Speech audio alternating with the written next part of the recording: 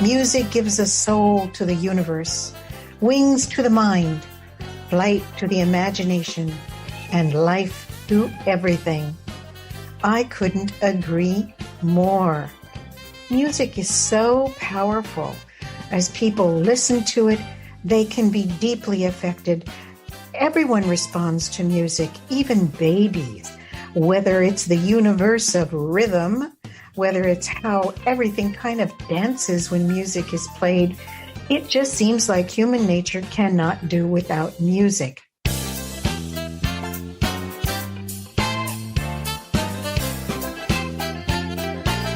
Sawubona, bonjour, marhaban, hola, namaste, ni hao, habari, salutan, shalom, and the warmest aloha from my heart to yours.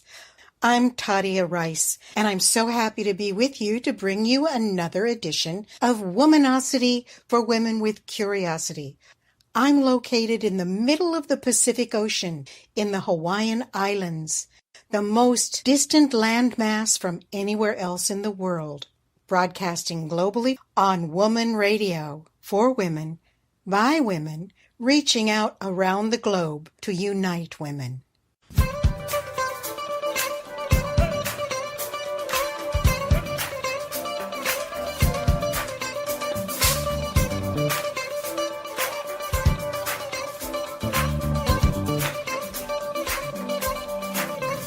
Bring back Nelson Mandela, bring him back home to Soweto. I want to see him walking down the streets of South Africa. Hey, tomorrow, bring back Nelson Mandela, bring him back home to Soweto. I want to see him walking hand in hand with Winnie Mandela. No more war. Madiba said that the curious beauty of African music is that it uplifts even as it tells a sad tale. You may be poor. You may have only a ramshackle house. You may have lost your job. But that song gives you hope. Indeed, Nelson Mandela was a wise man, and those are his words. Let's talk a little bit about music, because often people don't understand what happens while you listen to music. There is an emotional response, whether it's Mozart, Adele, Frank Ocean, doesn't matter who it is. Music is powerful. Music has existed in all cultures throughout history. But why do we find music so addictive and pleasurable? I'll tell you. At its core, music is the combination of audio frequencies and intricate patterns floating through the air and clashing together in your ear. Much like your eyes process light, your ears process waves of sound and trigger a state of excitement and sometimes pleasure in your brain. Humans experience pleasure from many stimulants, food, sex, drugs. Well, guess what? Music is just as much a stimulant and necessary for human survival as any of the basic needs. Our bodies have created a system that rewards us. What's really happening when we listen to music is a release of a neurotransmitter in the brain called dopamine. Dopamine is a chemical responsible for making us feel good. And when dopamine is released, following a reward such as a delicious meal or winning the lottery or something that happens that make us incredibly happy, that neurotransmitter causes a feeling of pleasure and satisfaction.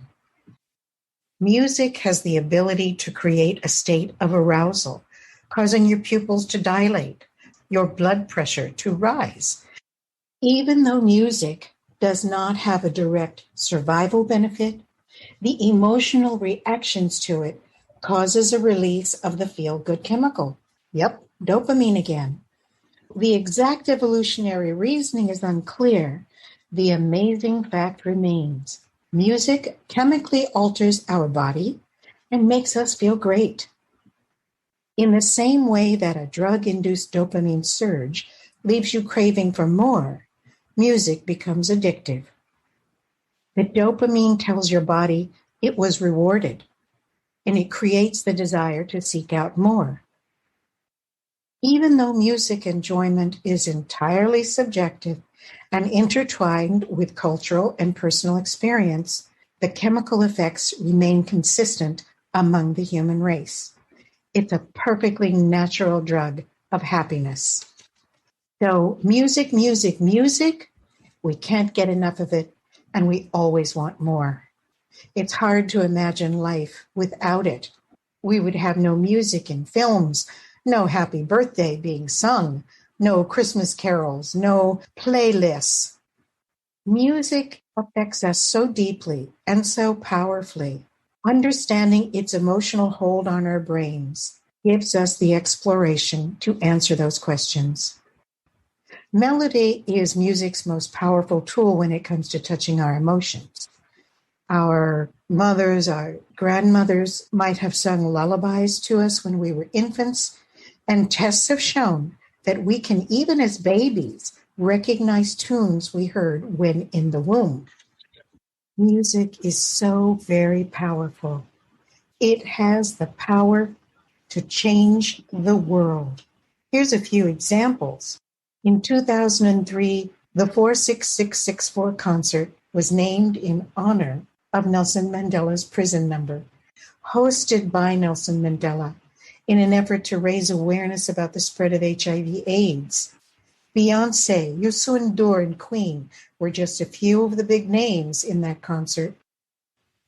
In the United States, the civil rights movement spawned hundreds and hundreds of new songs, and President Obama and the First Lady hosted a night of music that inspired and reflected the civil rights movement. Here's what President Obama had to say about it. Now, the civil rights movement was a movement sustained by music. It was lifted by spirituals inspired by the Bible. It was sharpened by protest songs about wrongs that needed righting. It was broadened by folk artists like a New York-born daughter of immigrants and a young storyteller from Minnesota who captured the hardships and hopes of people who were worlds different from them in ways that only song can do. It was a movement with a soundtrack, diverse strains of music that coalesced when the movement was right. But that soundtrack wasn't just inspired by the movement. It gave strength in return, a fact not lost on the movement's leaders.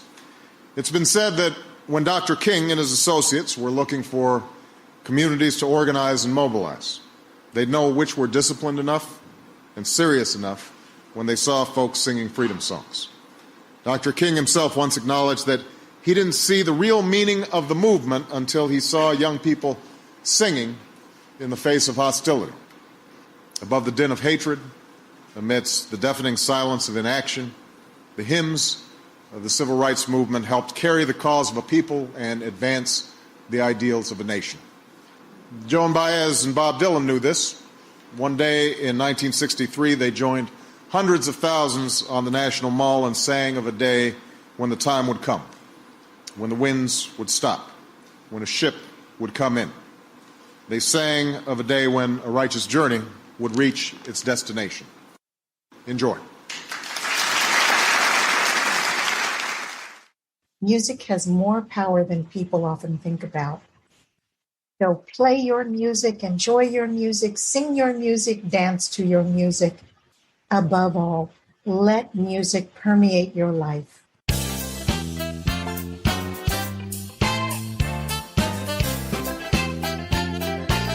This is Tadia Rice with Womanocity for Women with Curiosity, and I hope you are curious today because I have a guest that you are going to learn so much from, and you're going to be very surprised at what she knows and how she's going to share it with us. Today, Dr. Leyla Tavernaro-Haidarian is with us. She's a media professional and an academic. She's currently the Senior Research Associate at the University of Johannesburg, and she's also a consultant for various United Nations agencies in Vienna. And I learned that Vienna is one of 9 states in Austria. I didn't know that. I knew it was the capital, but again, I'm curious, so I was really happy to learn this. Leyla regularly lectures and keynote speaks for such events as TEDx, the United States State Department, and a program called the NATO Building Integrity. Her areas of expertise include communications, gender, ethics, and governance. She's a published writer, a brilliant writer, with a particular interest in the normative moral theory of Ubuntu. She serves on the editorial board of the Journal of Deliberative Democracy and is a member of the International Association of Media and Communication Research. She also sits on the board of the South African Youth Academy of Science. Leyla's research has been described as outstandingly accomplished and an excellently executed cross-disciplinary study. Elsewhere, she has been praised for her ability to create critically rigorous arguments and assumptions that explicate motives for deep-rooted problems facing contemporary societies.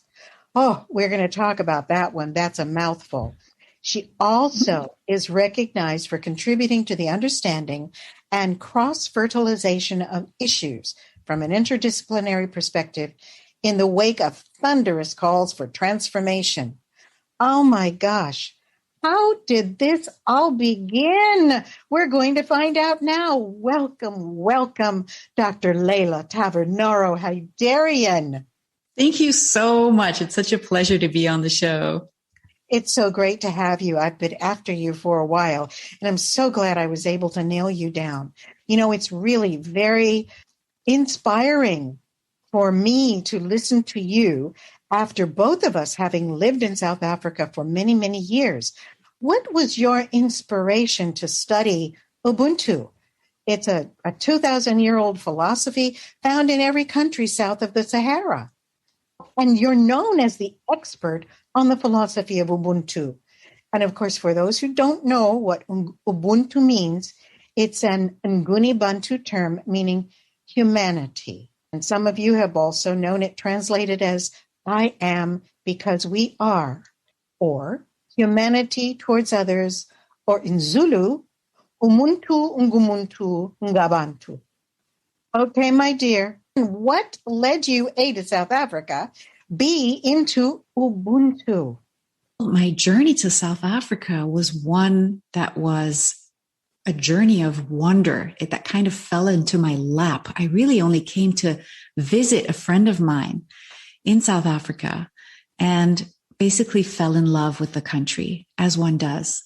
Fell in love with the warmth, fell in love with the vibrance, fell in love with the color, with the sun, with the heat, and with the passion. And really, I didn't know it at the time, but I was introduced to Ubuntu in my personal interactions with people from the very beginning.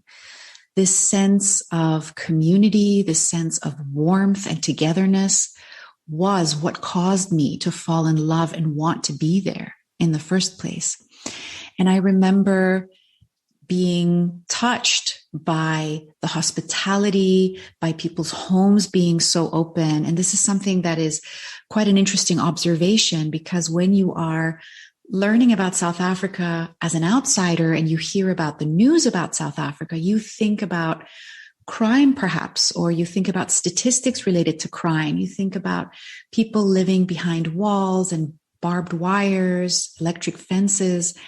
And yet that is not the reality that I was faced with when I came to South Africa. My reality was one of open doors and open hearts and people co-raising their children on the street, you know, all neighbors basically taking care of each other's children. and having a great sense of trust in each other. I remember one of the first things that happened to me when I had moved there was a neighbor rang the doorbell and said, I'm just dropping off my children because I need to go and do a few errands. And I thought, coming from Europe, how does this lady know who I am and trust me? The first thing the kid did was run into my kitchen, open the fridge, and see what was there. So there was this sense of just this communal relationship that with time flourished into a deeper interest into what is it that motivates people, what are the values that are informing the society. And again, I would hear about this word Ubuntu and then speak to people about it, and really understood that this is what makes Southern Africa so special. And then I decided to formally pursue studies into understanding the subject matter. So I would say I'm an Ubuntu scholar. I love Ubuntu. I'm not the only expert. There are many people out there who are learning about this beautiful value. It is indeed an amazing philosophy. When I first learned about Ubuntu, I felt the same way. I thought, well, of course, this is humanity. And those of us who've been involved with humanitarian work or liberation struggle or civil rights or equality issues, Ubuntu is the only thing that really does make sense. I saw Ubuntu demonstrated when I spent 7 years volunteering in Mamelodi Township. Every Sunday I would go out and I had this creative program for youth development. And the kids, they had nothing. They lived in shanties. They had no shoes. They were in the dirt. They had no toilet. They lived in the worst of township conditions. And then I began to see that the suburbs were changing. Of course, this was after Madiba was elected and became president, and the emerging democracy became the byword. It was the new South Africa. And I think then Ubuntu took a life of its own among people, not just among Black people in South Africa, but among all of the different cultural groups and to foreigners who had come to South Africa because it was now open and everyone wanted to learn. Absolutely.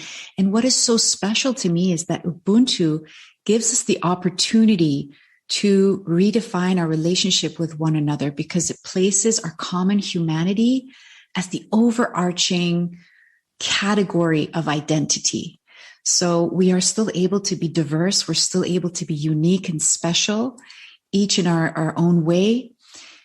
But that which binds us, that which informs the overarching sense of identity is our humanity, our common beauty, that which we share together. And when we have that kind of approach, we can solve so many of our issues because we realize our oneness.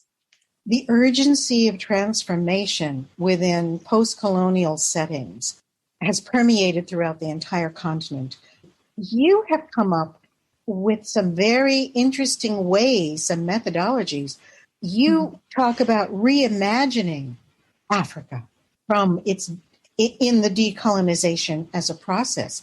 Can you talk more about that? Because I think our listeners really want to know what you have discovered and developed and implemented and found success using Ubuntu, using democracy, using a shift, a paradigm shift in how society operates.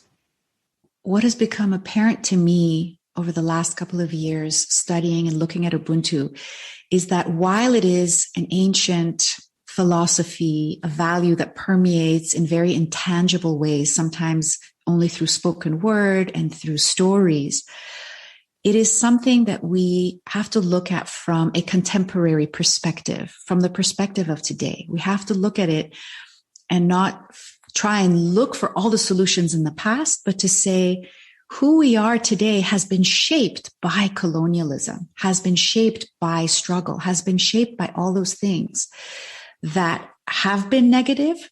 And yet here we are. and we cannot think those things away. We have to build on them. We have to transcend them. In order to do so, we can look at values that are embedded in society, that are already coming into play in so many different settings, but magnify them and see what they can do for us. Can you explain what you mean by values? Values are underpinnings, things that we don't even sometimes know that we have, or we're not aware that those are our values. For example, when we look at society, and this is a legacy of colonialism, we have these assumptions. We just assume things and we're not aware that we assume them. We assume that when we have politics or political discussions or even academic discussions, we have to structure them as debates, as arguments, as sides arguing with each other, that we have positions that we have to defend. And we assume that this is the way, for example, democracy has to run. And yet when we look closely, we see that the assumptions underneath all this are that me and you are different from each other, that what we want is different, and that in order to get what we want, we have to compete and we have to structure society and thinking as a competition. However, that is not necessarily what will help us in a world that is so interdependent and where our affairs are so interlinked. So when we look at a philosophy like Ubuntu that teaches us that we are one, that we are related, that our destinies are deeply interconnected, then we can ask ourselves, can we rethink those values and assumptions underlying all the things that we do, underlying politics and education and all the various different, spheres of society? Can we rethink and say, let's bring deliberation and consultation and speaking and understanding and cooperation back into the way we do things? If our values, if we truly believe that we are one, how would we reshape those things? For me, it wasn't about reinventing anything. It was looking at what are some of the strengths that young people have, that they are already displaying, particularly in South Africa, that I didn't see pronounced anywhere else in the world. And it was this ability to understand, to listen, to learn. And so it was really about saying, how about we systemically allow for those things to be more pronounced, so that when we are in a classroom setting, for example, instead of having more of a top-down approach where a teacher is teaching something, how about we look at models of education where young people are co-learning, co-exploring a subject in a much more empowered way, where they are encouraged to speak up and look at materials for themselves, and the teacher acts more like a facilitator. So in a very deliberative manner. So what does it look like when you talk about consultation? And I know you've written about constructive resilience. What does that look like? What do the kids do? What did the youth do that you were observing? Their behavior, what made it the values and the expression that you're talking about, consulting as opposed to competing? A few of the schools that I had the privilege of working with were schools that were in settings where, unfortunately, the statistics were such that when kids got into high school, they would eventually either drop out during high school, or if they finished high school, they would lose their way when they entered into the tertiary sector for various different reasons. They came from families where parents were not educated, so they didn't have the confidence to continue on that path, or they felt that growing up in school, they didn't really develop the capacity to be able to participate in the discourses of society, to formulate their thoughts and to be confident about them and to participate and think that they have something of value to share. So when they reached university, very often they would be very quiet and timid and wouldn't ask questions, and they thought this is not for them. We thought, how could we create an environment where young people are speaking out more, are sharing their thoughts more. And so literally it started with physically changing the classroom space to, a circular setup, or having many different groups of students, pupils sitting in various different circles in smaller groups where people could have an opportunity to speak up. And we would start discussing what are some of the ground rules that we all want to establish when it comes to communicating. And very naturally, young people would say, well, we all want to be able to speak up and have a turn. We want to hear from each other. We want to hear from each other's experience and talk about what the meanings of things are together. So it became a bit of an experiment, really. Where did this experiment occur? So there were several different experiments. The project has taken on a life of its own. It was really initiated by a friend of mine who has taken the project and she calls it Lighting Tomorrow. We looked at, I think it was 4 or 5 schools in Limpopo. Meanwhile, there are many more schools, but it started out in the Limpopo province. We also had a school, Athlone Girls High, in Johannesburg. So it was, a bit of an urban mix, rural mix. And what was interesting about the rural area is that very often people are living there who are either whose parents are employed by big mining companies. And what happens is that companies that are out there in the rural areas, they have a mandate to give back to the community, to leave the community better than they found it. And yet that doesn't necessarily always happen. So they are looking for projects also to support. And we said, let's look at the youth, because they are the future of our country. They are who we want to address. They will be people in positions of power and leadership.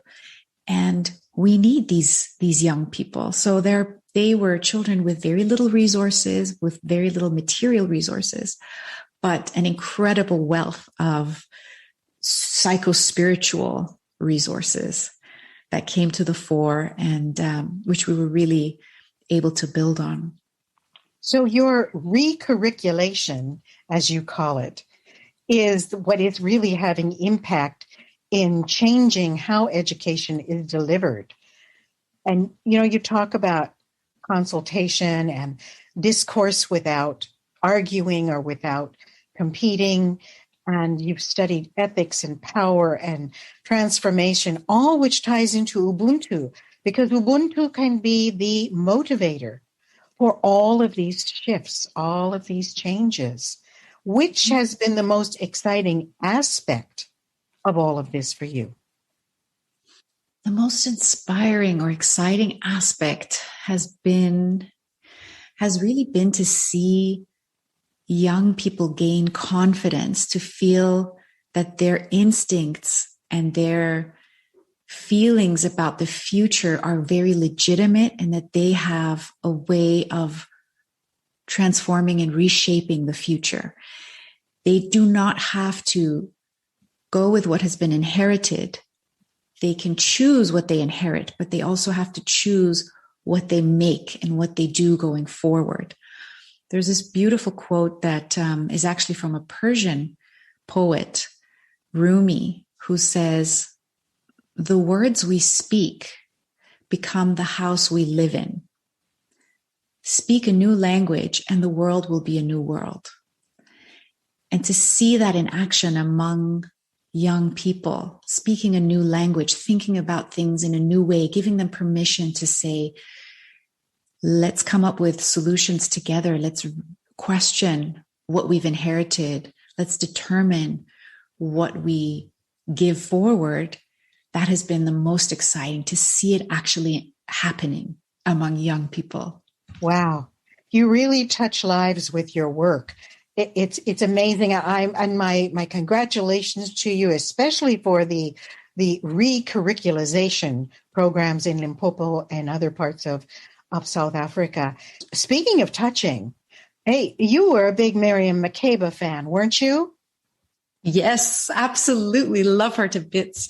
I know. And who isn't? We all loved Muzzy. She was amazing. She was not just a great singer. Boy, if you had the chance to eat her food, you would be thrilled. Wow. Let's listen to Pata Pata.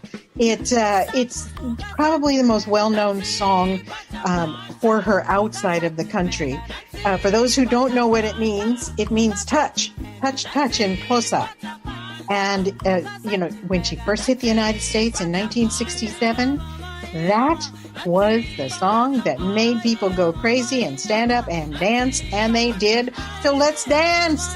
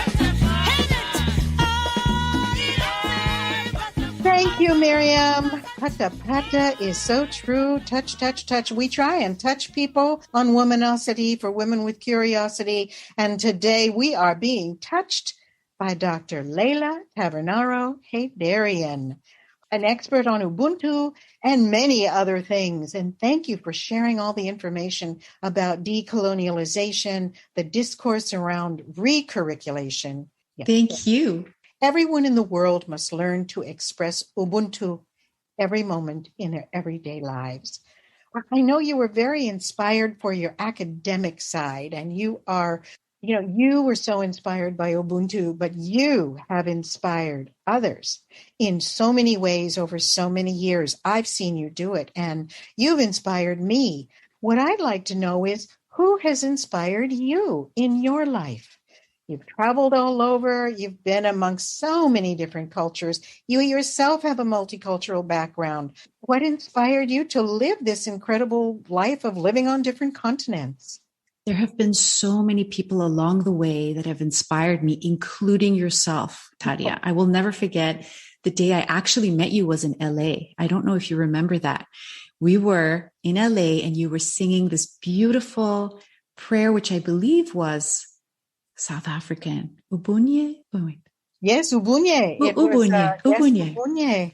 And then it was only later that I saw you again in South Africa. And I thought, oh, that's that lady with the incredible voice.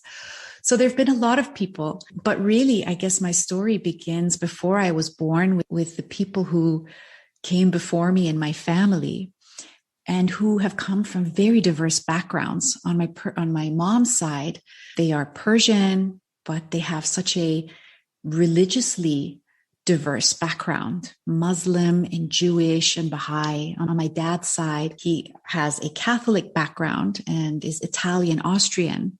And within both sides of the family, you'll find people who broke with traditions and questioned dogmas and cultural dogmas and all the things that they were raised with. So all of this has led to a tremendous amount of movement within my family.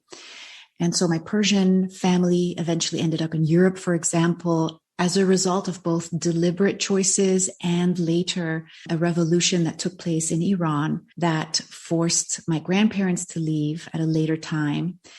And also in Austria, my dad, being very different from his family that he was born into, always questioning and asking. And so them also getting married, my mom and dad, at a time when people didn't, I guess intercultural and interracial marriages were not so frequent at the time. And I remember as a little girl, people looking at them. My mom is Persian, but she's also visually someone who's very exotic. She has, dramatic makeup. And I remember people staring at us everywhere we went. So that's always part of my earliest memories growing up in Vienna, but also in a little village. I often felt that I was different. I was a little bit browner, a little bit different. But then I went to an international school where everyone was different and everyone was diverse. And I felt like I had oxygen and I felt so great about being in a setting where everybody can be their unique self. And I knew that that is where I felt the most comfortable. And so my story continued that way. I don't know if it's been passed down by genes or by the way that my family has always talked about the world, the love of exploration. And so, I met my husband. He was living in LA. I moved there. We took a trip to South Africa and we, on a whim, moved there, basically quite unplanned. And we ended up spending 15 years in South Africa in total. We never knew or we never planned to stay that long, but I think our lives have been lives of exploration and taking it one day at a time and seeing where the path takes us. And now we're back in Vienna, which is a new thing for my husband, which is a new thing for me too, because I grew up here, but it's a different city to where I grew up. Yes, things do change. So here you are, this beautiful young girl who turned into a beautiful woman. You are Italian, Austrian, Persian. You speak, oh God, how many languages do you speak? You speak so many languages. It blows my mind. Oh, I speak 3 languages quite well, German, English, and Persian. And then I have some good understanding of French. That's it. A little bit of Italian, but 4 or 5 languages, a piece of cake. Oh, it is so funny. As you have moved around, what have you discovered that you would tell younger people about why they should travel, why they should leave where they were raised, at least for an experience, if not, to actually relocate? What is the value? The value of traveling. The value of traveling not only physically and outwardly, but also in your mind. I think those two are very connected. Leaving what you are used to and, reorganizing and saying, how can I stretch myself and think differently? And obviously the easiest way to do this is to physically travel. And when you have the means to do that in some way, it's so wonderful to take advantage of that because you get to see a fuller picture of this world, a fuller picture of the people that live on this planet, how similar we are to each other on one level, and how beautifully diverse we are on another, how much we have to learn from each other. And there's this idea that, every culture, every place has something beautiful to contribute to the world. And we should not have one particular culture dominating because that really skews things. When I came to South Africa and I learned about Ubuntu, I really understood this one quote that I was raised with, which, and I hope I'm not saying it wrong, but it says that Africa is the pupil of the eye of the world. I always ask myself, what does that mean? The pupil of the eye of the world. It's where the sun comes in. It's the perspective, the light, the vision. For me, having that experience, being blessed enough to be able to live there, was an opportunity to understand how some of the cultural values, such as Ubuntu, can and should inform everything that we do everywhere in the world. And then, living in Europe, you learn to see the efficiency and the work ethic and all these other wonderful qualities that people have here. And that is also important. Being on time. Those are things we can learn from in Africa, in Iran. We have so much to learn from each other, whether we're, able to travel physically or just travel in our minds through books and by meeting other people who are different down the street. That in itself is invaluable. So many people fear the other. They're afraid of someone who is different. Even within homogeneous settings. Okay, you're familiar with Germany. A lot of people know about Germany. But within Germany, there's many different kinds of Germans and different kinds of Germanic languages that are spoken and areas. Same thing in South Africa. How often is it that Zulu people get to associate with people from Venda? How often do Cape Coloreds and Cape Malays ever get to go to KwaZulu? It's a big world we live in. And if we continue to stay where we are and only where we are, we miss out on so much. I feel sorry for people who haven't been to South Africa, who haven't lived there. It was such an enriching experience for me. I miss it terribly. I still call it, my beloved South Africa. I live in Hawaii. I'm now in the polar opposite of South Africa, all the way around the world, in the middle of water, in the middle of the newest land that has been established on Earth, leaving South Africa, the oldest land on this planet, surrounded by desert and foliage and, every climate in the world and spans of savannas. And now I'm on a tiny little island in the middle of the Pacific Ocean. And we are the furthest landmass away from anywhere else, anywhere. There's a strong culture here. The Hawaiian culture is so similar to the African culture, especially the sub-Saharan African cultures, that I always think, what? They knew each other. They traded, and the Polynesians of this part of the earth would travel to China. And I know that China traveled to South Africa because in Limpopo, along the Limpopo River, they have found Chinese ceramic shards that are 2,000 years old. So you cannot tell me that people weren't traversing. The Arabs went everywhere. Europeans went everywhere after everybody else. Polynesians went everybody. Africans traveled. There is a reason that we are supposed to come back together as one. Humanity has lived long enough as separate as the other. And where have we gotten? Nowhere. We've had 4,000 years of nothing but war and greed and racism and the suppression of women and children. And the work you are doing with participatory citizenship, with education transformation, with going around the world, talking about Ubuntu, explaining it, helping people understand it, is so important. I marvel at you. I marvel at you. You're like a walking multicultural example of how powerful women can be. That's what you are on two legs. Everything you're saying is really, to me, a mirror of yourself.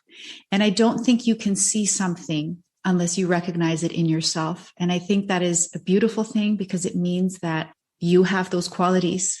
We're all trying, and I think we're all playing a role in trying to touch the hearts. And this has been something for me that I've tried to bring in no matter what I do, even if it's just a conversation with a neighbor, to see whenever I'm having a very, very, small conversation about the weather or anything, I think about how can I leave this conversation a little bit more elevated than I came to it? How can we both leave a little bit more enriched by that encounter?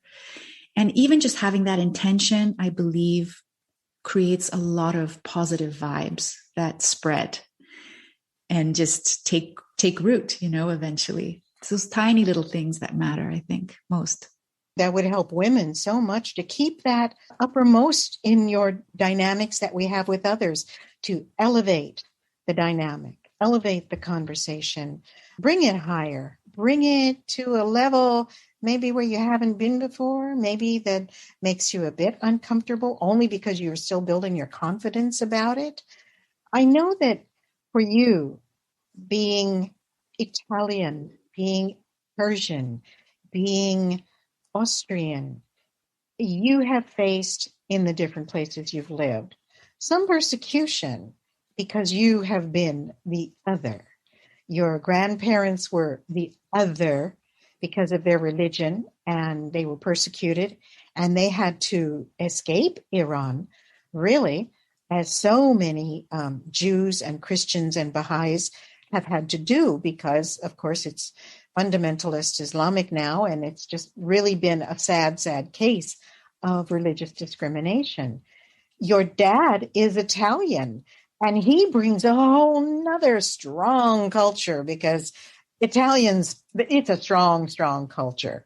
What have been some of the best things that you have enjoyed about being exposed to Italy, where you've lived with your parents, being raised part of the time there? What is it about Italy that motivates you, that moves you so much?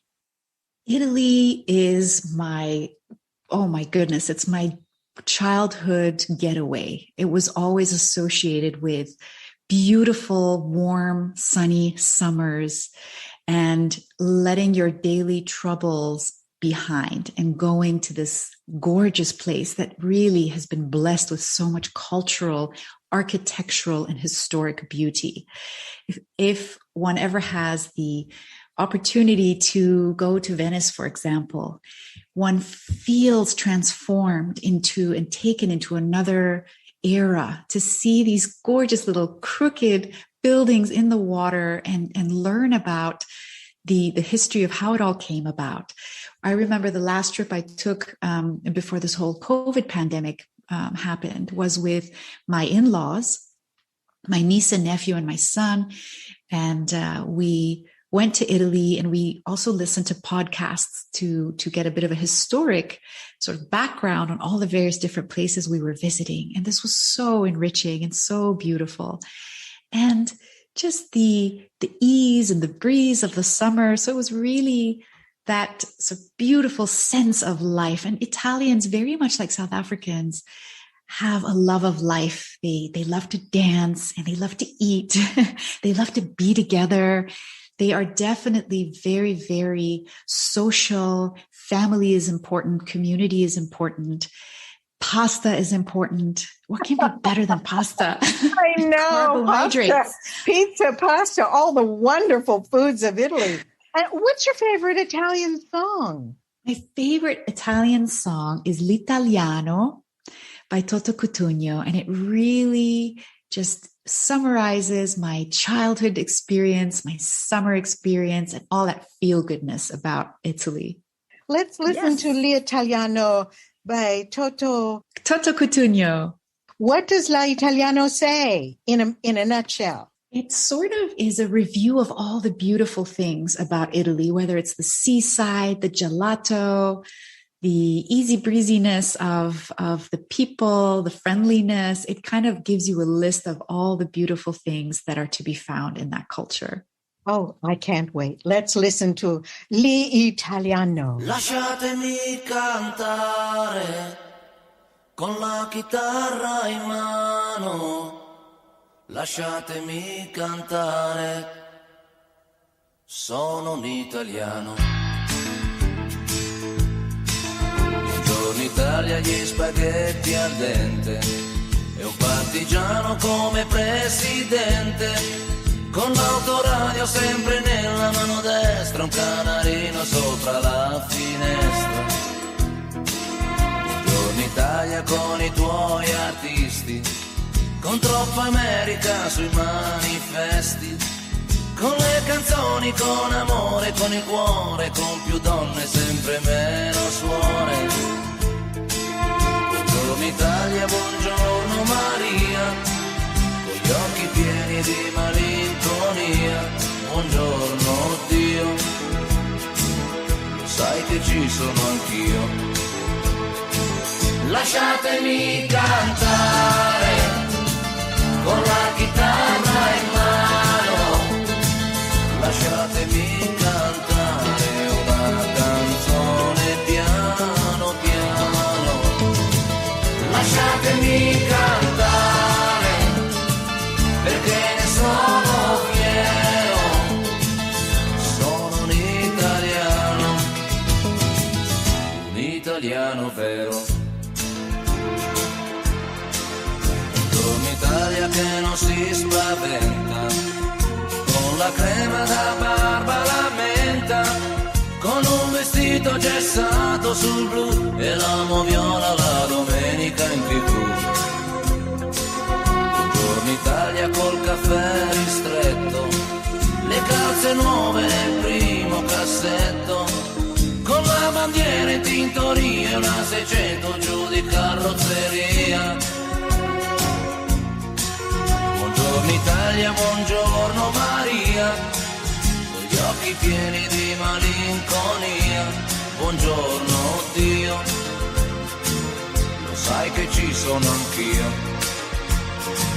Lasciatemi cantare con la chitarra in mano, lasciatemi cantare una canzone piano piano, lasciatemi cantare perché ne sono fiero, sono un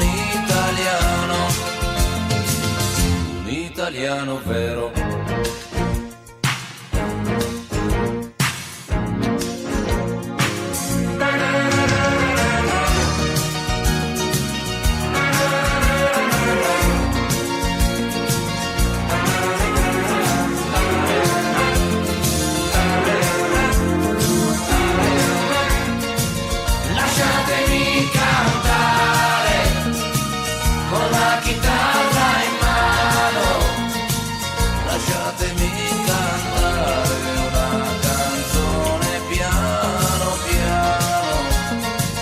Lasciatemi cantare perché ne sono fiero, sono un italiano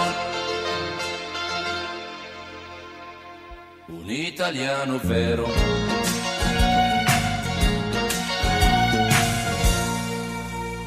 And we're back from La Italiano. In my mind, I went to Italy and I ate all the good food, the pizza, the pasta, the gelato, the Alfredo. My God, I'm getting so hungry. Thank you for turning us on to that song. Leyla Tavernaro-Haidarian.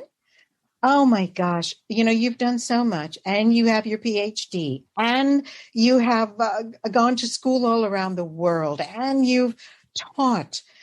How do you navigate all these accomplishments? Because it seems like it's so easy for you. You're a mother, you're a wife, you have a demanding career. Have you ever faced any setbacks? And if you did, how did you overcome them? How do you navigate all of the things you are passionate about? One of my first memories of balancing, they call it balancing. I don't know if it really is a balancing act or if it's more of a turning of a wheel. And I'll get to that sort of imagery in a second. But one of my first memories of combining motherhood with career was I was working on a documentary. And I remember having my little son, Jonah, on the desk where I was working, and he was breastfeeding on the desk. And I was kind of using the mouse and typing at the same time. And I remembered also, you've seen those images of women in parliaments around the world breastfeeding and having their children there. I think that being able to have both aspects to a certain degree in my life, to have enough of a career that makes me feel fulfilled, that makes me feel that I'm doing something meaningful and productive over and beyond being a mother, because that is very meaningful and productive. And it's absolutely fine to be a mother and do that all, full time. It just, for me personally, I've felt that I've had all these creative impulses that needed to be expressed in some way. But I also feel that I've been lucky and privileged enough to not have to prioritize one over the other, and not have to prioritize, for example, work over motherhood. If I were a single mom, for example, and I had to carry the financial burden, I would probably have to be a lot more work focused and find more childcare options for my kid. I've been able to be in a position where I've had a very comfortable balance, and I recognize this as a privilege. And for me, I've been able to prioritize going with my heart. And I think my heart, and I think when we listen carefully, we know when it's important to put something down and say, okay, now my kid is important and I can leave that. Or I can say, my kid is fine. He can read a book and he can do something and I can take care of my work. And once you develop more of that and you turn inward, you are able to navigate those worlds in a much more good way. But you have a husband too. Oh yeah, remember him. Yeah. Ryan, isn't that his name? Oh my gosh. Yeah. What about the husband, girl? I mean, you got your mom, your daughter-in-law, your daughter, your auntie, and you're also a wife. That's true. I am a wife. But even that is sometimes a motherhood role, I've noticed. So I often say, I have 2 kids. People say, why don't you have 2 kids? I say, I have 2 kids. No, I'm just kidding. But my husband is a wonderful man who's very talented, who, I don't know if this is something that just kind of evolved, or whether I was drawn to him because he was in a similar, creative profession. He's a filmmaker. He is a director, producer, distributor of movies. And so we've also had the chance to work together on so many projects, and that has been very helpful. So instead of him being in a very different line of work where, he does his thing and I do my thing, and then we'd have to carve out some extra time, we've had the opportunity to work together on so many amazing projects. One of them that just popped into my mind was this makeover show that we began in Soweto a couple of years back. It was an interesting concept that brought together Ubuntu and our filmmaking in an effort to create something new. It did not get picked up by the channel that initially wanted to create this and had given us, the money to produce it. But I still feel that it was a wonderful experience, and we've had many more together. So that's been definitely a place that's been great. But also carving out time during breakfast, for example, having those conversations, little walks here and there to just reconnect and be alone. That's been important. It's hard for many couples to work together. Some couples don't want to work together. Some men don't want their wives in their business, and vice versa. It's like they want that independent room, if you will, from one another. What would you say are the important factors for married couples to work together?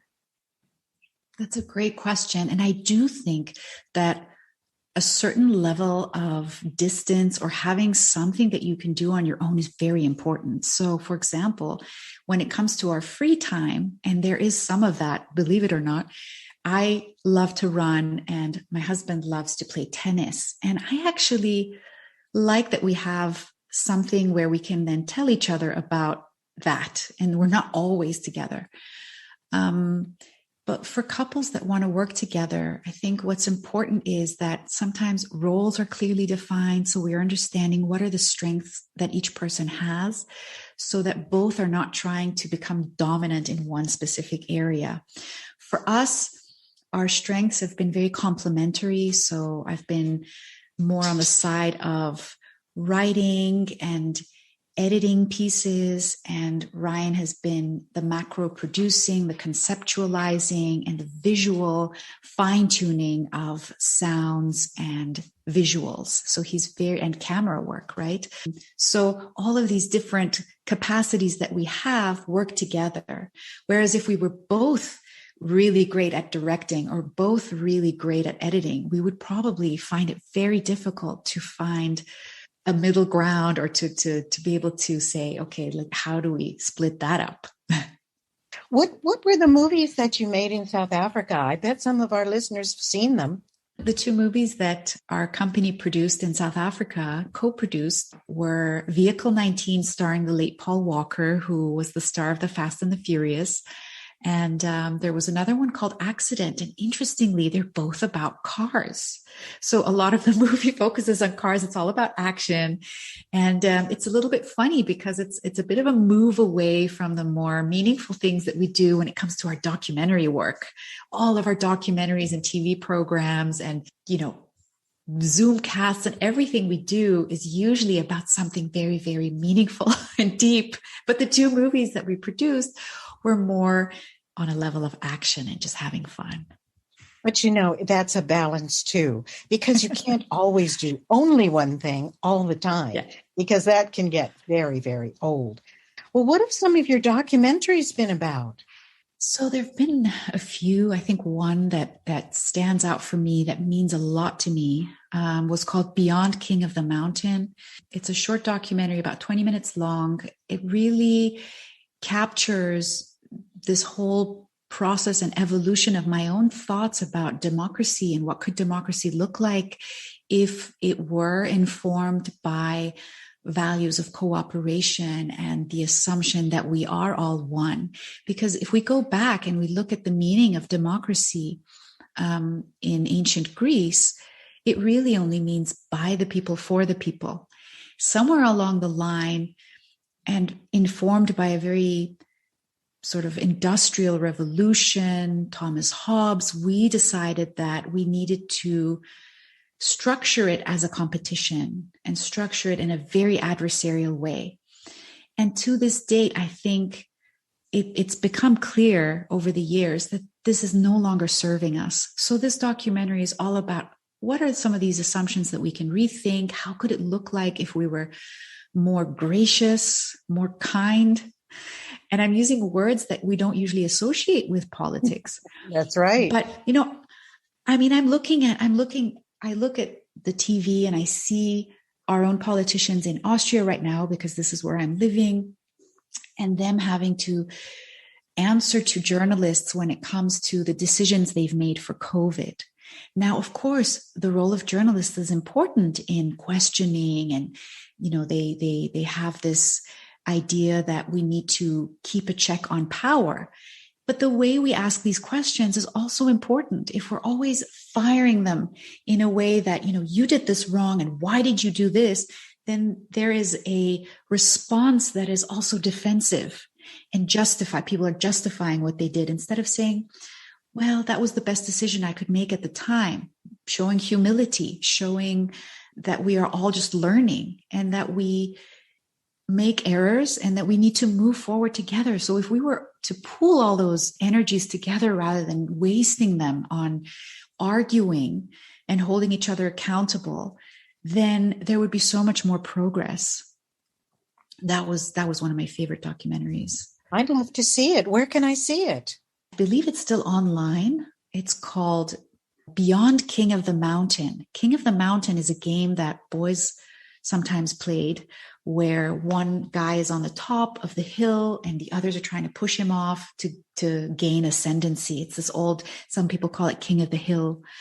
And so the idea is like, what is beyond that kind of thinking? Can we help others up the mountain instead of trying to push each other off? And where could we be if that's how we directed our energies? That is really profound.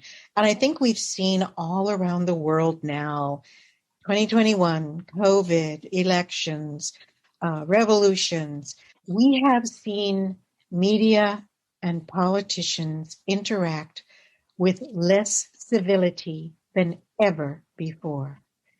Just this notion of being civil to one another. It's like it's a foreign concept anymore. Yeah. I don't understand if it's, and I used to think it was kind of a male thing. It was this aggressor stance, but now you're seeing women politicians being just as ugly as their male counterparts. They confront with aggression such behavior that, you're just not used to seeing it. But now it doesn't matter. It doesn't matter what gender you are. It's just plain old counterproductive and really quite ugly because our children are watching this. And our children now are beginning to emulate how politicians talk to each other. And it's bad enough that they're gaming online with all of these games that are about war and killing. I'm stunned by it. And of course, women soldiers are depicted very sexually, big boobs and short shorts, and the guys are in combat fatigues. And I'm very concerned. Are you concerned too? You have a boy. I am concerned. I'm absolutely concerned. And I do see this very one-sided energy at the moment having taken hold of our world on so many different levels. And you mentioned politics, for example. It's so true. I think all the various different character traits that are being displayed right now are ones that we should not be going for. In fact, anybody who wants to be in politics, right there, we shouldn't be voting for them. If somebody actually wants to be in politics, I think fundamentally already there are some issues there. We need to be looking at people who don't want to be in those positions, because I think, quite frankly, that it is much more likely that we will find those character traits that are really necessary, such as humility, such as graciousness and kindness. And those kinds of people are not drawn to that field. So we have to rethink the way we do elections as well. However, I'm also a little bit hopeful because I do see that, even though children are exposed to all of these things, if we speak and engage with them, we're able to draw out some huge gems that are within them. And I will never forget, I was driving my son home with two of his friends, I believe. It was in Joburg after school. I was taking them to a play date. And these three boys had three different religious backgrounds. And they were speaking about whether the devil exists or not. And I decided. Well, tell me again, what were they talking about? So these boys were talking about whether the devil exists or not. So they were speaking about evil and that there's, that people do bad things, but they were trying to decide whether there was actually a devil that caused people to do so or not. And I decided very consciously not to, enter this conversation, not to meddle as the adult, and just to listen and see what happens. And I thought to myself, this is interesting because as adults, very often when we speak about these kinds of matters that we get very passionate about or that are divisive, things like abortion, for example, we tend to entrench our positions and become closed up, and we don't really listen. These children were listening to each other, and at the end, their summary was, well, it doesn't really matter if he's there or not. What really matters is that we do good things and we don't do bad things. And they all quickly agreed. And they all created this sense of like, yeah, you're right. They created peace among themselves. This is something, in my opinion, that actually comes naturally to us. And yet systemically, we're taught to go against that nature and to be much more unkind to one another. We are taught to hate.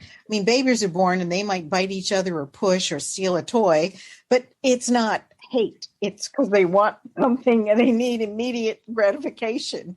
But to hate, like apartheid, that was hate. Slavery in the United States, that was hate.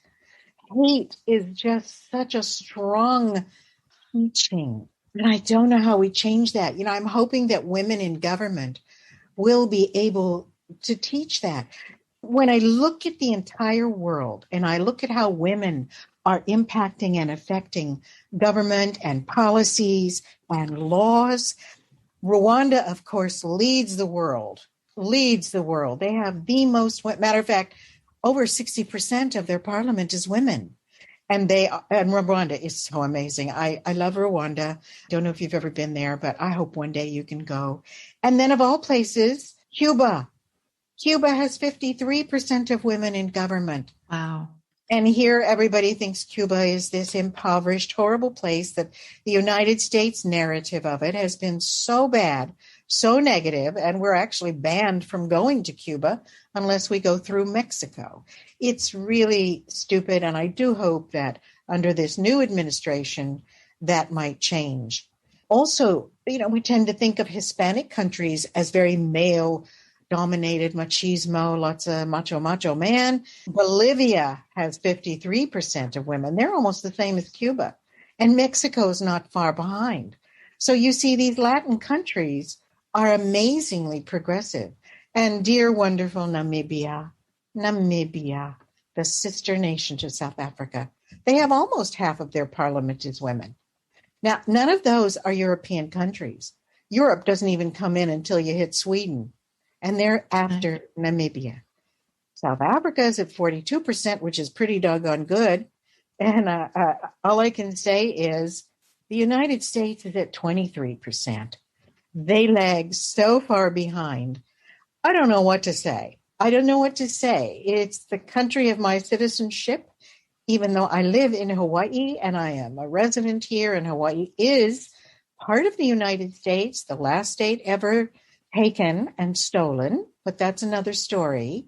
So I don't know what it's going to take. What will it take for women to gain control in policymaking and law? We have to let you know that you are listening to Woman Radio, and this is Womanocity with Tadia Rice, and I'm talking to Leyla Tavernaro-Haidarian. She's going to talk to you younger women and tell you what you need to know about love.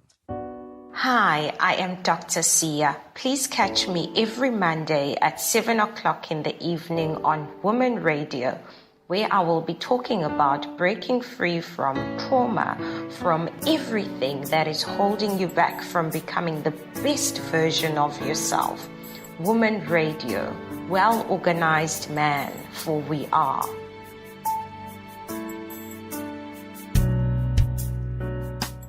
Womanocity for Women with Curiosity is back, and we are back with Leyla Tavernaro-Haidarian, who is a brilliant expert on Ubuntu and a scholar on many other things like motherhood and wifehood and personhood and work.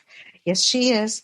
I want to know, Leyla, who helped you on your way to success? I love that question. There's so many wonderful, brilliant women above and beyond my mom and my grandma who've played such a big role in my life. But along the way, I've been inspired by so many different friends and women who've come into my life and become friends. And these are women who, each of them displayed something else. I remember one of them having a career as a secretary. She was working as a secretary, and then she decided that she really wanted to have more financial freedom. And she went and she studied business. She got an MBA, and she became the head of HR in a big company. And she was able to really experience that financial liberation. To me, that was a huge inspiration, because I thought this is important. Women need to have some form of financial independence.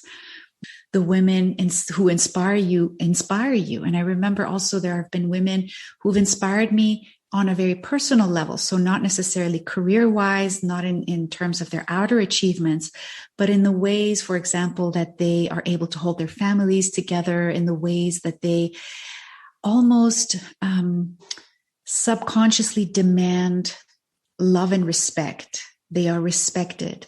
And I ask myself, what is it about this woman and the way that she exudes her energy that demands that respect. And I take so much inspiration from that. And I say, okay, when somebody really values themselves in a healthy manner, in a manner that is not egotistical, but valuing yourself as a human being, as a beautiful creation that has something wonderful to share. When you truly value yourself, others value you as well. That's something else I learned from other women and watching them. So along the way, there's always been these wonderful figures. Another one was the lady who supervised my PhD, who was a door opener, a gate opener.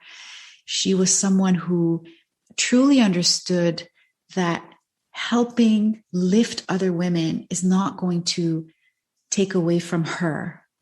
And that's a huge lesson. I think as women, we were raised in patriarchal systems, and we learned to exercise our power in manipulative ways because we weren't empowered. We were trying to put each other down to get the grace of some man, to get the favor of some man. And now is the time for us to understand that we can be self-empowered and that we need to help each other out. And that is the true pathway to empowerment. What are some practical things that women can do to empower one another as we empower ourselves? So I definitely think giving advice and not holding back on advice and giving opportunity.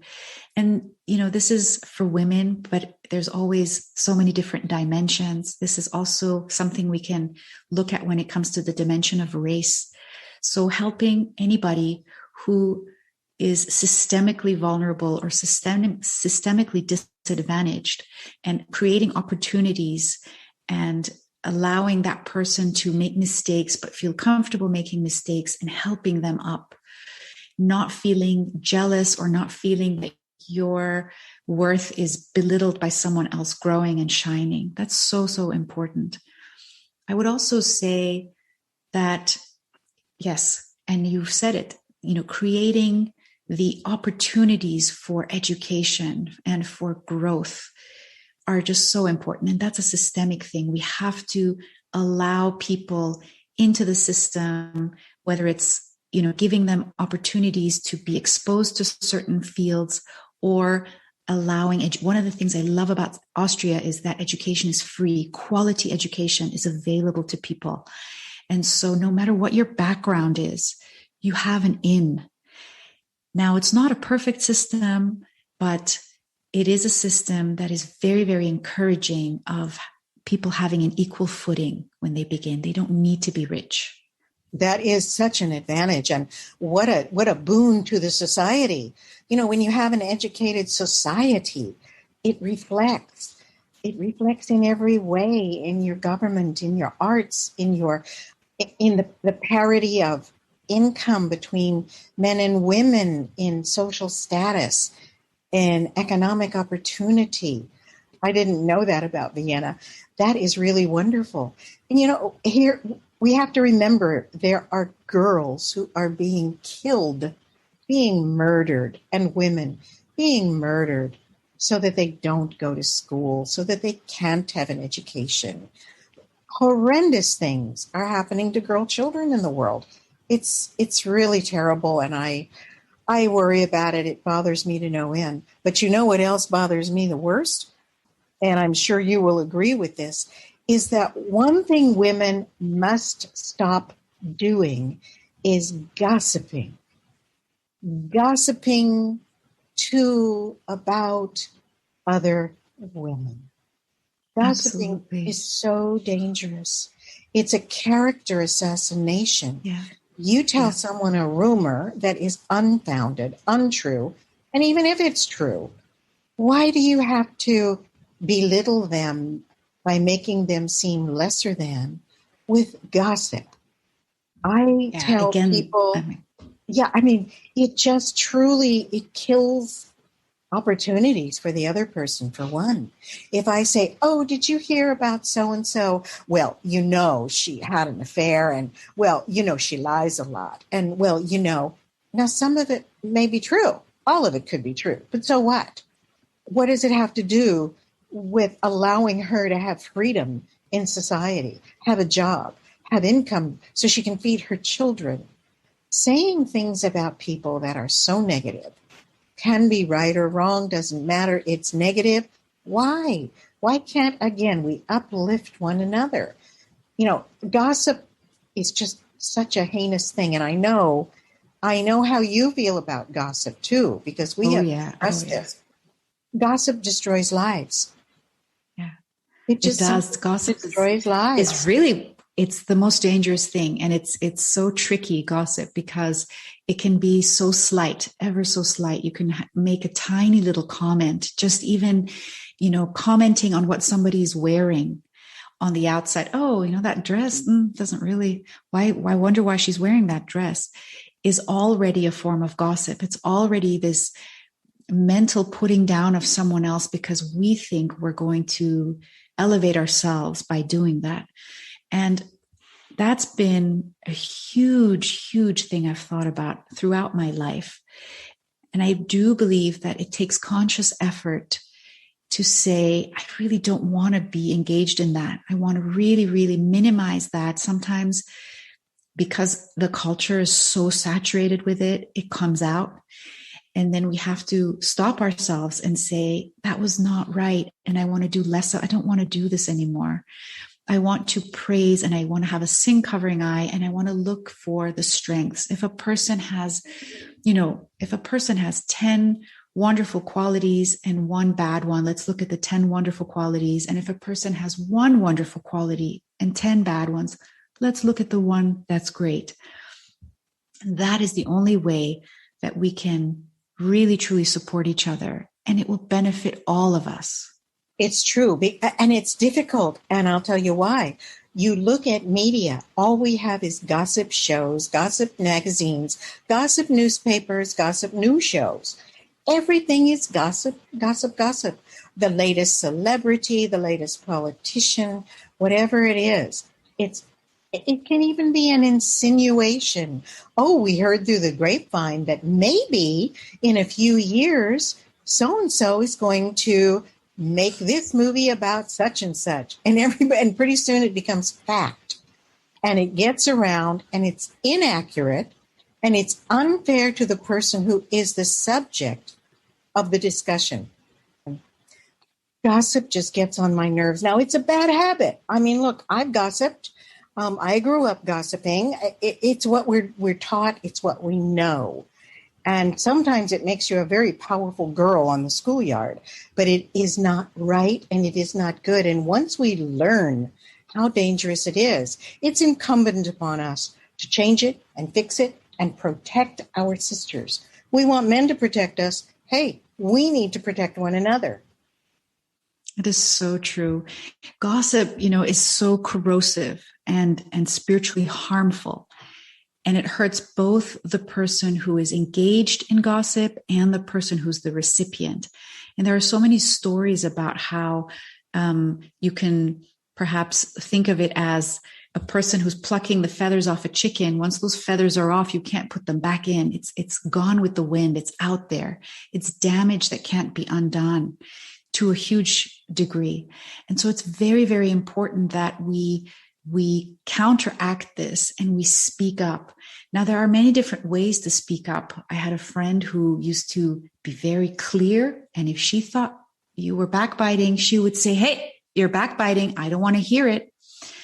And if that works with your personality, that's great. And I hope that more people can be this bold. For me, what I try to do is I try to change where the conversation is going. So if I feel that someone else is engaged in gossiping and backbiting, I try and find, but she did this amazing thing. And I try to change and direct the conversation to elevate the person that is being spoken about, to change that or to question it. And I would need help from my sisters to tell me too when I'm engaging in backbite and gossip, or if I'm ever so slightly putting somebody down. It's an oppression, it's an injury, it's something that is basically really one of the major problems in our society. It's divisive, and anything that is divisive is unhealthy, is going against what is going to be healthy and healing for our world. You're absolutely correct. You're much nicer than I am, because I'm closer to your other friend who will say, great. I say, what I do is someone will tell me something and I hear it and I know it's gossip, but I say, is that based in fact? Where did you learn that? Where can I find that? Is that in a particular book? Where did you saw it on the news? Where? Well, I'm not so sure that that's true. And, and if it's just gossip, I'm not going to engage it because it's just dangerous. Gossip, shaming, separation, shunning, it all leads to hatred. And this is what has killed our society and has killed women. So let's not gossip about this. So Absolutely. I find that it works most of the time. Some people are just dumb and they keep talking. And at that point, I'll walk away. I will disengage. I will give them no energy. And they get it then. They feel it from me, because women who have boundaries exude them. And the people who are overstepping the boundaries will feel it. And I assure you, it will affect them. And they might think about it twice, maybe not, but hey, it's worth a try. We unfortunately are in this society that does this constantly, continuously, and we just have to stop it. Oh my goodness. Well, Absolutely. There's so many things that we are challenged for. Real quick before we go to break, I want to know, what advice do you have for women about breaking into media, breaking into academia? I would say that if you are trying to break into anything, in my case, I have had experience in media, filmmaking, also in academia, is to ask yourself why. Ask yourself why you're trying to do what you're trying to do, especially when it comes to media. I think that we, again, live in a society where we glorify fame, for example, and if fame is your main motivation, then I would invite you to rethink that. And to say, what is a more sustainable goal that I want to achieve? And when we connect with a more meaningful and more sustainable goal, the bigger why, the bigger purpose, and we really kind of reflect about it, meditate about it, think about it, then we are able to see that we can actually be doing that thing without other things being in place. You don't have to be a famous, established actress to tell stories that matter, if that's your motivation. You don't have to be the recipient of an Oscar to tell stories that matter, to touch people. You can actually begin right now to do what it is that you want to be achieving with that thing, with the resources you have available. Who's to say that a music teacher who touches so many lives through music in a high school is not living the most successful, purpose-driven life and is not more successful than the singer who's on stage and who has millions of fans and is selling millions of records? So our definition of success is also very important, but it should be motivated by the why, because that is something we can sustain. You're absolutely right. People who think that fame is everything need to remember that celebrities commit suicide. On that really bad note, let's take a break and we'll be right back with Leyla Tavernaro-Haidarian, and she's going to give you love advice. Don't go away. We'll be right back with Womanocity for women with curiosity. This is Tadia Rice, and you're listening on Woman Radio. Hi everyone, it's your girl Lindy K, and I'm just asking you to join me every Tuesday morning at 10 o'clock for the interview. Let's get inspired. Only on Woman Radio. Okay, Leyla Tavernaro-Haidarian, woman of the world, woman who lives on many different continents, woman who has many different ethnicities, a woman who can speak 5 languages, a woman who is multi-talent on 2 legs. There's so much I can tell about you. But right now, I want you to give our listeners some advice on love.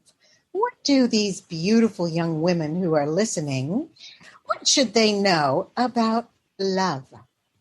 So if I could go back to my teenage self, because that's when I really began being interested in romantic love, and also in my early 20s, if I could go back to that time, I would tell myself, and I would tell any young woman that I have the opportunity to speak to really spend time falling in love with yourself, dating yourself, truly honoring yourself.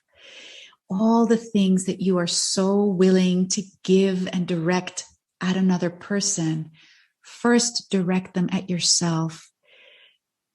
And then once you are working on that sense of value, on that sense of personhood, and you grow into the person that you want to be, and it's a process because we're growing our entire life, but once you start that journey, you will attract a person who values you, who honors you, and it can be a very symbiotic, mutually beneficial relationship. And you know what?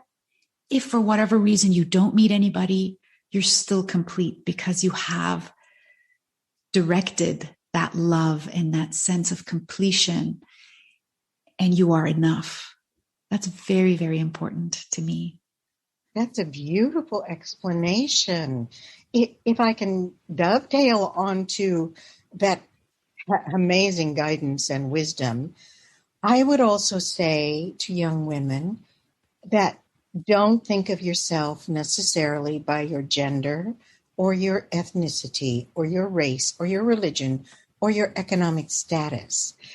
But clearly you want to develop yourself not just because I'm a Black woman, so I'm going to be the most talented Black woman I can be. No, you're not even going to be the most talented, successful woman. You're going to be the most talented and successful and respected and distinguished and distinctive person who happens to be the gender or the nationality or, whatever it is that you may identify as. First, you must see yourself and identify as a spiritual being because your body will change. It was an accident where you were born, to whom you were born, what color you were born, what economic status you were born into. All of that you had no control of. But what you do have control of is who you are, aside from the external factors, aside from that which other people may describe you as or judge you for. So you just got to see yourself as greater than all of these other things that could change, might change. Contingent things, yeah. Transitory things. Yeah. Very transitory things. It's like microaggressions. You have to be aware of when someone's insulting you with a microaggression. So you need to learn to listen and slow down in your response and actually respond and not react. I mean, there's so many things we can tell women that are helpful. And there's self-help books that are out there for women. So it's not just what you and I have to say. There's professional advice to turn to. And I would suggest that everybody read as much as you can. Again, curiosity. Be curious enough to read everything. Even if you don't like what you're reading, even if you don't agree with what you're reading, you study it, think about it.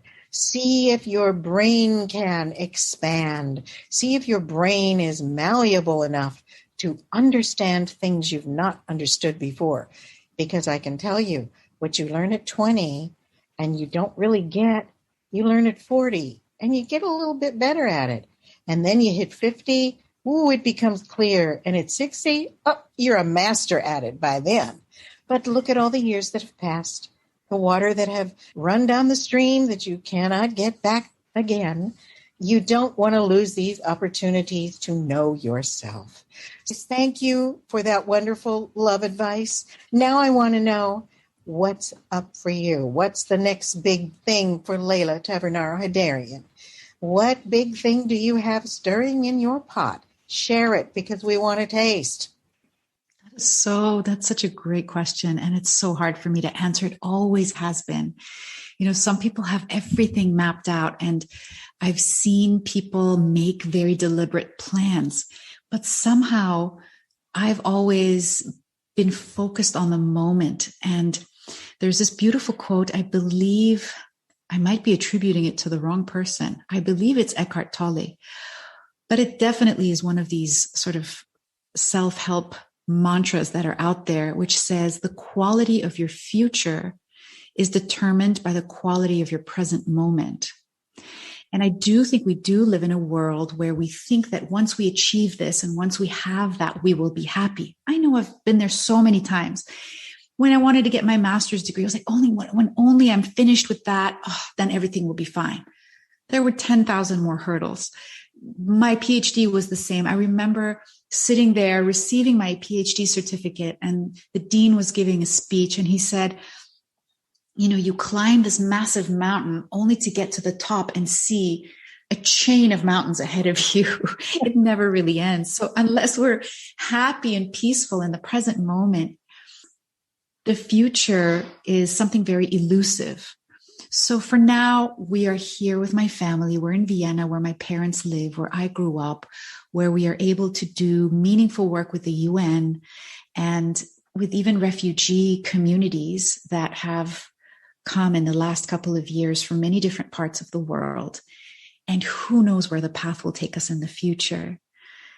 One thing I've noticed that I can be at home in many parts of the world, and I've never lived in a home as an adult that I've felt was my last home. I've always felt a little bit temporary.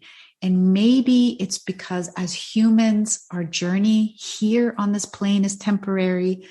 Maybe I'm reading too much into it, but I've never had a home that I felt, I'm going to make such tremendous changes to this because this is where I'm staying. I've felt much more temporary in every place that I've been. Oh, that is so interesting. I had no idea. Okay, so I have a few more really quick questions, and I ask all my guests these questions. What color and what flavor is your favorite M&M? M&M candies. My favorite M&M is brown. Brown is chocolate. Brown is coffee. Brown is everything that is good about chocolate and coffee. So absolutely brown. Oh my goodness. Hey, all right. You're Superwoman already. So asking you this might be a bit redundant, but if you could have one more superpower, which would you choose? Okay. This is really cheeky, and it's really cheeky. I would choose to have control over who my son picks to be his life partner. Oh, hey, that's a good superpower. I think most moms would want that superpower. I would love that. Yes. Okay, so are you a cat person or a dog person? So I absolutely and utterly love animals. In so many ways, they are the better humans, but I would have to say a dog person if I had to choose. And I have this cute little old dog that is from South Africa, and he's here with us, and he's spending his last days here. It's the cutest. I think I met him. He must Possibly. be like 16. He's ancient. He's 15. Yeah, he's turning 15. I this year. remember him. Oh my gosh, that's so interesting. Well, I know you're taking wonderful, loving, good care of him. Okay, here's another question. Would you rather give up eating chocolate or watching your favorite TV show?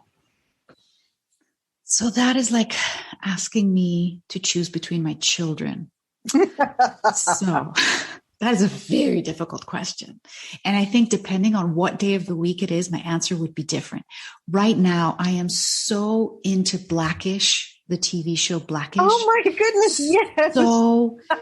So into it that I think I could give up chocolate for that. I do think I could give up chocolate. It's a wonderful show. I don't know if it's airing in South Africa or where. I'm glad to know it's airing in Europe and places. Certainly, it's a very popular show here in the U.S., and we love it. It's a fantastic show in every way, in every level. Okay. Absolutely. One or two more quick questions. If you were stuck on a desert island, Leyla, what three things would you take with you? Definitely Netflix on some form of device. Then some kind of hair removal in case there are other people with me. Maybe a really gorgeous man, who knows? Some form of hair removal. And some prayer books to pray my way out of there and go back to civilization. Those are three really, really good things. And then lastly, you know what? I know you love music and you have this global repertoire of music that you have in your library. What's one of your favorite songs that makes you happy? It's such a difficult question because all songs make me happy. I just listen to the radio and it's been my companion my whole life. I love hip hop and R&B and pop and everything from MIA to Beastie Boys to Massive Attack and even classical music. I think of Debussy and Beethoven. One song that makes me really happy is Girl from Ipanema. Now that has been also there since my childhood, and there have been so many different versions of it. But again, it expresses this breezy, happy, sunny sense of living. And it's a song that you can hear no matter what mood you're in, whether you're happy or a little bit more subdued. It's just always right. So, Dr. Leyla Tavernaro-Haidarian, woman of the world, you are a girl from Ipanema. You are a girl that just brings joy everywhere you go. So I thank you so much for being with us today on Womanocity for Women with Curiosity on Woman Radio. And I want you to play us out with the Girl from Ipanema. Beautiful. Thank you so much, Hadia. This was fantastic. Thank you so much. Olha que coisa mais linda, mais cheia de graça.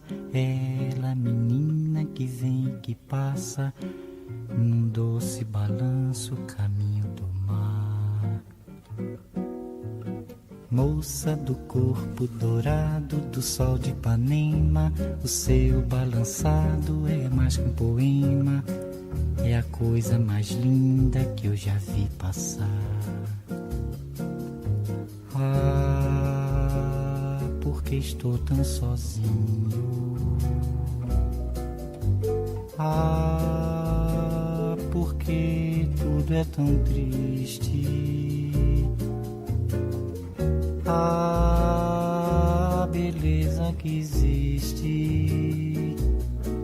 A beleza que não é só minha, que também passa sozinha.